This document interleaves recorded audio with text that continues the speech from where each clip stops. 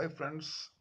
मेरा नाम है राजेश वशिष्ठ और आप देख रहे हो online classes of vector photography. आज हम करेंगे chapter number 2, organising the production location recces and finalise locations. Carry out locations recces and finalise locations. इस चैप्टर में हम लोग जानेंगे कि प्रोडक्शन को कैसे ऑर्गेनाइज यानी संगठित करना है और शूटिंग के लिए लोकेशन को कैसे सब्जेक्ट के हिसाब से फाइनलाइज करना है। अच्छा दोस्तों, चैप्टर शुरू करने से पहले कुछ एक टर्मिनोलॉजी है जिसको हम लोग देखते चलते हैं, जिससे हमें चैप्टर को समझना थोड़ा आसान हो जाएगा। आइए सबसे पहले देखते हैं आर्क। आर्क में कैमरा क्या करता है कि सब्जेक्ट के सर्कल में राउंड में घूमता है। एम्पिरिकल प्रोडक्शन मेथड में आपके स्वाभाविक प्रवृत्ति और आपके अफसर आपको बताते हैं कि क्या करना है। इसमें हम अपने अनुभव के आधार पे उस मौके पर क्या करना है फैसला लेते हैं।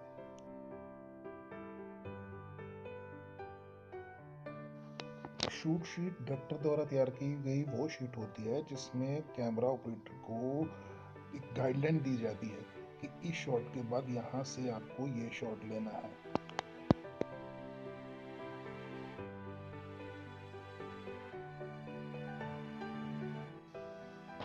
स्टोरी बोर्ड एक सिंपल सीरीज होती है स्केचेस की, ग्राफिक आउटलाइंस की, जिसमें फ्रेम दर फ्रेम बताया जाता है कि क्या एक्शन रहेगा। उसमें साथ में नोट्स लिखे दिए जाते हैं कि जिससे आसानी रहे कि हमने क्या काम करना है। एक्शन सीक्वेंस को बताने में स्टोरी बोर्ड अक्सर काम में लाया जाता है। रिमोट सर्वे या रेकी। शूटिंग लोकेशन पर शूटिंग से पहले का विजिट या दौरा रिमोट सर्वे या रेकी कहलाता है। कई बार रेकी लोकेशन हंटिंग का भी एक हिस्सा होती है जो प्रोडक्शन टीम द्वारा की जाती है। Goal and objectives. गोल का मतलब एक ब्रॉड कंसेप्ट जिसमें आप अपना एक लक्ष्य निर्धारित करते हो कि क्या हासिल करना चाहते हो। अब ऑब्जेक्टिव क्या होता है जी? अपना गोल सेट करने के बाद आप जो चीज़ें करते हो, जो प्रयत्न करते हो, वो उनके ऑब्जेक्टिव्स में आता है। अब फिल्म प्रोडक्शन में ऑब्जेक्टिव कैसे आते हैं? आप सब्जेक्ट में आप जो जो चीज़ें चाहोगे कि आपका ऑडियंस ये चीज़ें याद रखे, वो उसके ऑब्जेक्टिव में गिना जाएगा। साइट सर्वे। साइट सर्वे में हम लोग उस जगह की इंस्पेक्शन करते हैं, जांच पड़ताल करते हैं कि उस जगह के और क्या क्या फ़ायदे और नुकसान है, वो किसके नज़दीक पड़ती है, हमें वहाँ पहुँचना आसान है या क्या करना पड़ता है। मतलब उस लोकेशन के बारे में ज़्यादा से ज़्यादा सर्वे करके डाटा इकट्ठा करना कि उसमें हमें क्या क्या फ़ायदे नुकसान है। एक टॉपिक है आर्ट कंसील्स क्राफ्ट। आर्ट मैंने कला, कंसील मतलब छुपाना, क्राफ्ट मतलब शिल्प कला। माने कला कला को छुपाती है। कैसे, आइए समझते हैं। इसमें क्या है कि जब हम एक टेलीविज़न शो देखते हैं फॉर एग्जांपल, तो हम नॉर्मली क्या करते हैं कि हमारा जो ध्यान है ना, वो उस प्रोग्राम के मटेरियल पर केंद्रित हो जाता है। जैसे उसमें स्टोरी लाइन क्या है, उसमें मैसेज क्या है, उसमें आर्ग्यूमेंट जो आपस में बातचीत में ड्रामा निकल के आता है वो क्या चल रहा है, और उसमें जो अब लोगों का इंटरेस्ट है वो ये देखते हैं कि कोई क्या कह रहा है, क्या कर रहा है, ये ड्रामा कहाँ हो रहा है, हीरोइन कैसी लग रही है, हीरो कैसे लग रहा है। इन सब बातों के ऊपर हमारा ध्यान केंद्रित रहता है जब तक कि हम उससे बोर ना हो जाएं या हमें टेक्नोलॉजी जो है वो एक अलग सतह पे जाके ऑब्स्ट्रैक्ट ना करनी शुरू कर दे। तब तक जब तक हम अपने खुद से ये सवाल पूछना शुरू ना कर दें, भाई ये प्रोडक्शन, ये सीन, ये फिल्म आखिर कैसे बनी होगी। मतलब उस सीन को, उस माहौल को समझना और मुश्किल और जटिल ना हो जाए, तब तक हम उन टेक्निक्स को जवाब देते हैं, रिस्पॉन्ड करते हैं, पर फिर भी हम थोड़ा अनअवेयर रहते हैं उनसे, जब तक कि वो हमें भटकाए नहीं, मतलब हद ही ना कर दे यार कि अक्सर ये ऐसे हो कैसे गया। हम जो देखते हैं उस पर विश्वास करते हैं, मतलब कि चमत्कार को नमस्कार। हम उस फिल्म के सीन पर भी विश्वास करते हैं जब एक हीरो रेगिस्तान में पानी के बिना प्यासा मर रहा होता है। तब हम इस बातों को नज़रअंदाज कर देते हैं कि भाई उस वक्त उस डायरेक्टर ने, उस स्पॉट बॉय ने, क्रू के किसी मेंबर ने उसको पानी क्यों नहीं पूछा। तब हम ये बातें नहीं सोचते कि कम से कम उस कैमरामैन को तो हीरो को पानी पूछ लेना चाहिए था। ये सारी चीज़ें, ये सारी बातें, ये सारी फिल्म, ये सारा ड्रामा तब तक सब ठीक है जब तक कि आप इसको शूट ना शुरू कर दो या आप इसको बनाना ना शुरू कर दो। अब जैसे ही आप एक फिल्म को बनाना शुरू करते हो, मतलब एक अल्यूजन, एक भ्रम को क्रिएट करना शुरू करते हो, आपको ये रियलाइज होता है कि भाई एक फिल्म को एज अ दर्शक की तरह एंजॉय करना और उसको इक्विपमेंट के साथ बनाने में एक बहुत बड़ी खाई है, एक बहुत बड़ा अंतर है। अब हम समझेंगे शॉट सिलेक्शन। आप किसी एक जगह पर कैमरा पॉइंट करके, कैमरा रख के ये उम्मीद नहीं कर सकते कि वो वहाँ की सारी जानकारी, वहाँ के वातावरण, वहाँ के एटमॉस्फेयर की हमें पूरी जानकारी ऑन स्पॉट दे देगा। ऑन स्पॉट यानी उस वक्त वहाँ का एक दर्शक क्या देख रहा है, क्या महसूस कर रहा है, ये बातें आपको सिर्फ एक कैमरा पॉइंट करके नहीं पता चलेंगे। एक कैमरा एक समय स्थिति के लिए तो सिलेक्टिव हो सकता है, मतलब वो हमें एक स्थान और स्थिति के कुछ सीमित पहलुओं की जानकारी ही हमें दे सकता है। वहाँ बैठा दर्शक अपने आप को नहीं देख पाता और ना ही वो किसी खिलाड़ी के पर्टिकुलर रिएक्शन को देख पाता है। जब हम वहाँ कैमरे से क्लोज शॉट लगाते हैं तो हमें ये पता चलता है कि प्लेयर किसी फाउल को कैसे रिएक्ट करता है, अपनी विकेट जाने पर कैसे रिएक्ट करता है, कोई विकेट लेने पर कैसे रिएक्ट करता है, और दर्शक को उस समय की संपूर्ण कार्रवाई को देखने से रोकता है। Problem of familiarity. किसी भी प्रोग्राम को लेके एक डायरेक्टर, एक निर्देशक के दृष्टिकोण में और एक दर्शक की प्रतिक्रिया में महत्वपूर्ण अंतर होता है।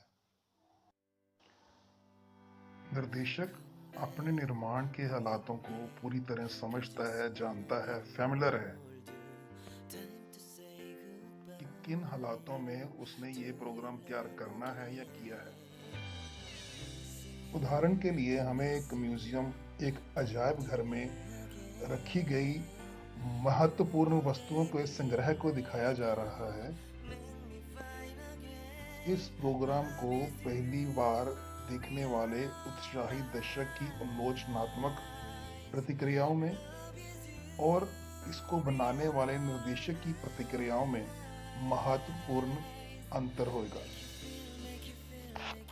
एक अच्छा निर्देशक अपने सब्जेक्ट के बारे में कई बार सोचेगा कि उसको मैंने कैसे शूट करना है, और अगर शूटिंग के दरमियान कोई प्रॉब्लम्स आती हैं तो उसको मैंने कैसे हैंडल करना है, कैसे टैकल करना है। पर ज़्यादातर प्रोडक्शंस हम क्या करना चाहते थे और हम क्या करने की योग्य हैं, इस बात के बीच में ही समझौता कर लेते हैं। डायरेक्टर केवल सेट पे ही मौजूद नहीं होता, बल्कि उसने अपने सीन को कई बार स्क्रीन पर, एडिटिंग टेबल पर या उसको फाइनल कट बनाते हुए, उसका मूल्यांकन करते हुए कई बार देखा होता है।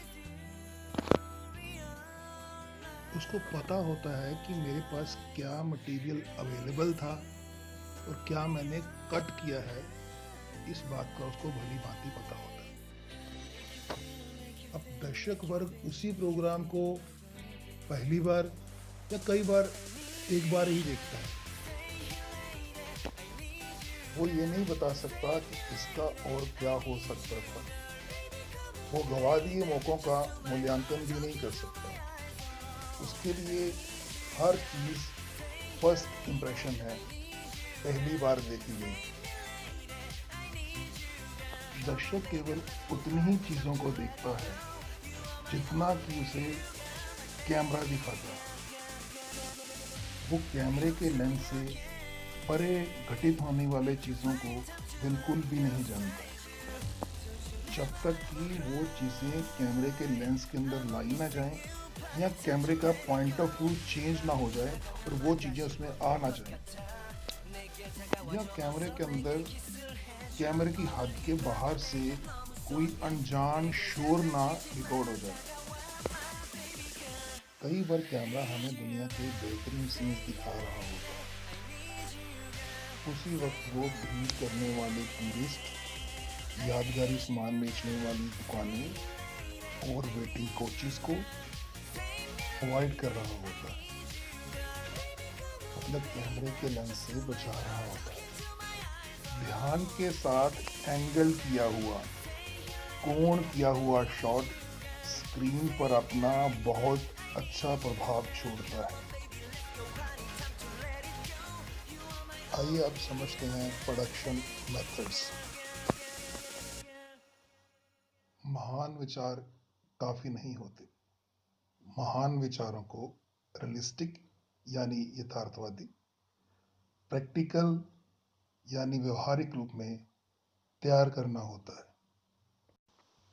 उनको तस्वीर या आवाज के जैसे व्यक्त करना होता है। अंत में एज अ निर्देशक ये आपको ही फैसला करना होता है कि आपको क्या शूट करना है और आपकी ऑडियंस, आपके दर्शकों को क्या सुनना है या देखना है।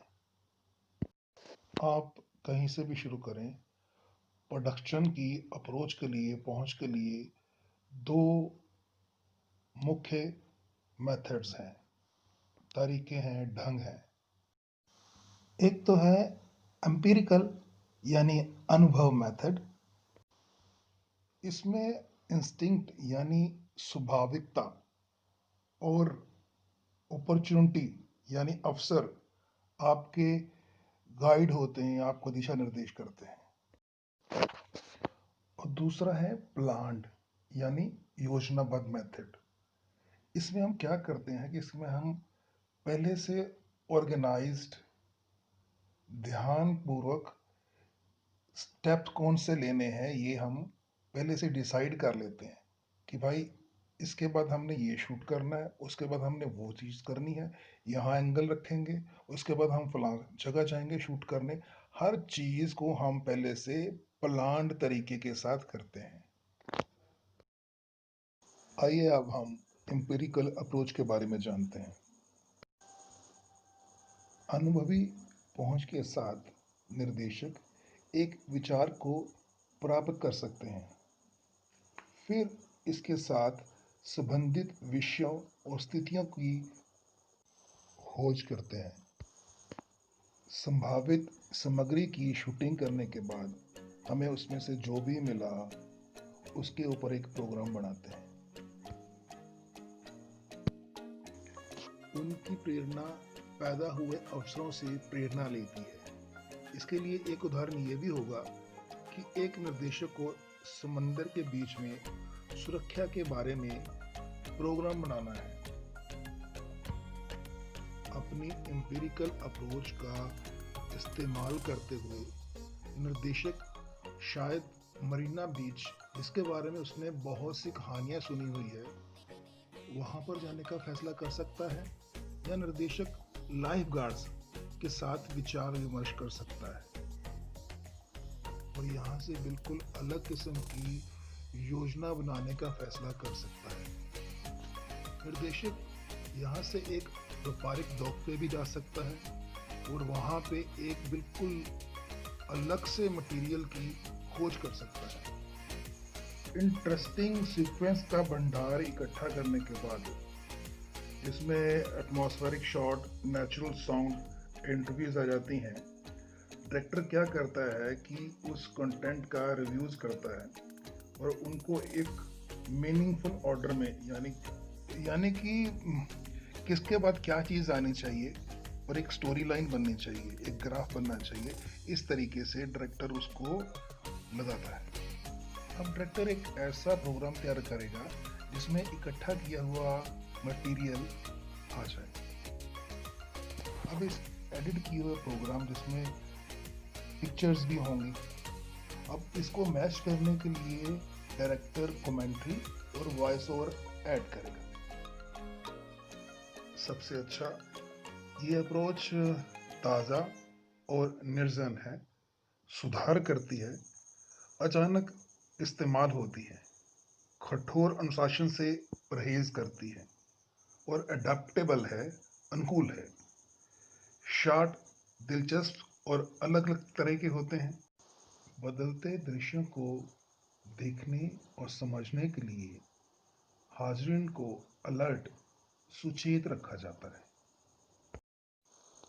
इसकी कुछ लिमिटेशन भी हैं। इसमें तालमेल की कमी होने की वजह से जो रिजल्ट हैं, जो इसके नतीजे हैं, वो कई बार संभावित विपदा के रूप में सामने आते हैं। क्योंकि ये अप्रोच अनसिस्टमेटिक है, इसमें गैप्स और ओवरलैप्स बहुत ज़्यादा हैं और अच्छी एडिटिंग करना डिफ़िकल्ट हो जाती है। वाई प्लान, योजना क्यों? आइए समझते हैं। कुछ लोगों को आइडिया ऑफ प्लानिंग मतलब योजनाबंदी करना एक रेस्ट्रिक्टिव, पाबंदी से भरा काम लगता है। वो शूटिंग के साथ आगे बढ़ना चाहते हैं। उनके हिसाब से योजनाबंदी वाला जो मेथड है ना, वो अचानक अब क्या होगा उस थ्रिल को एक संगठित वचनबद्धता में बदल देता है। पर फिर भी बहुत सारी स्थितियों में योजनाबंदी होनी ही चाहिए और पहले से प्री प्लानिंग होनी ही चाहिए। क्योंकि एक डायरेक्टर को अगर उसने प्राइवेट प्रॉपर्टी में शूट करना है, किसी का इंटरव्यू लेना है, कहीं जाके एडमिशन लेना है, इन सब के लिए उसे पहले परमिशन की ज़रूरत होती है। कई बार किसी के यहाँ बगैर बताए पूछे चले जाना भी ज़्यादा अच्छा होता है, पर ये हमेशा वर्क नहीं करता। सो इसको हमेशा मान के नहीं चलना चाहिए। ऐसी कंडीशन में जब एक डायरेक्टर बगैर किसी को बताए वहाँ पहुँचता है तो उसके लिए अनएक्सपेक्टेड एटमॉस्फेयर होता है, तो उसको भी पहले से अपने आप को प्रिपेयर करना होता है। बाद में चाहे आपने वहाँ से इकट्ठे किए मटेरियल को यूज़ में भी न लाना हो तो भी प्रोडक्शन के 3 स्टेजेस होते हैं, 3 पड़ाव होते हैं, जिसमें से तकरीबन हर प्रोडक्शन को गुजरना पड़ता है। पहला है प्रीलिमिनरीज।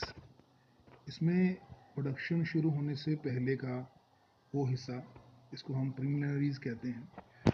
इसके बाद है प्रेपरेशन यानी तैयारी। उसके बाद है ऑर्गेनाइजेशन, संगठन, एंड और उसके बाद है रिहर्सल यानी कि वो अभ्यास जो प्रोडक्शन शुरू होने से पहले किया जाता है। तकरीबन 90% जो प्रोडक्शन का काम है, प्रोडक्शन से पहले ही इस प्लानिंग के दरमियान ही कर लिया जाता है। प्री प्रोडक्शन के बाद है प्रोडक्शन। इसमें शूटिंग शुरू कर दी जाती है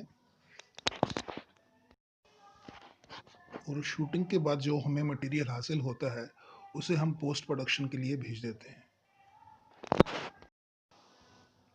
इसके बाद है पोस्ट प्रोडक्शन।